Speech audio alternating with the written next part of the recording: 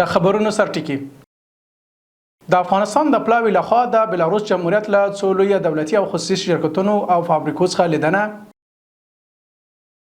د ټولګټو چارو وزیر مولا محمد عیسی ثانی لخوا د شمالي او جنوبي سالنګونو د روانو چارو ارزونه او په تیر یوه اونۍ کې په هیواد کې د ښځو اړوند 100 قضیو ته رسیدنه. بسم الله الرحمن الرحیم. درنوونکو سلامونه د نن ورځ خبرونو ته ښه راغلاست. نن شنبه د زمري میاشتې 10 نیټه د زه نور محمد محمدي مصطفی مکړی بشپړ خبرونه ته د کرنې او بولګولو او مالدارۍ وزیر مولوي عطاالله عمري په مشري افغان پلاوي په بلاروس کې له څو فابریکو لوی دولتي او خصوصي شرکتونو څخه لیدنه کړې ده. افغان پلاوي د غلو دانو د پروسس او زیرمو د کیمیاوي سرې له تولید خوراکي توکو لبنیاتو بورې غوښې او حیواني درملو له مرکزونو لیدنه کړې ده.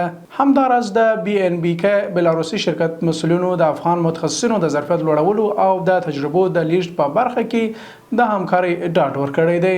د ټولګټو وزیر مولا محمد عیسی ثانی د یو تخنیکی ټیم په عملتیا د شمالي او جنوبي سالنګونو له روانو چارو لیدنه وکړه. نوموړي د قراردادي شرکت مسؤلینو ته سپارښتنه کړې چې د دغه پروژې چارې د باکیفیته موادو په کارولو د ټاکل شویو معیارونو مطابق او د ټولګټو وزارت له ټاکل شوي پلان سره سم د ژمي موسم له رسیدو مخکې بشپړ کړي. شمالي او جنوبي سالنګونو کې د مهال د اسفالت کانکریټ اچونې د پلونو او پلګوټو جوړولو او د استنادي دیوالونو د جوړولو چارې په چټکۍ روانې دي.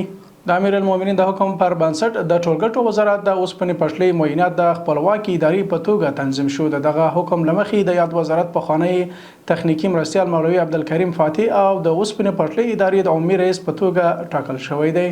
او وروستۍ خبر د امر بالمعروف نهي عن المنکر او شکایتونو اوریدلو وزارت وایي چې د یاد وزارت متسبونه په تیر یوه اونۍ کې د ښځو حقونو اړوند 100 قضیو ته رسیدنه کړې ده.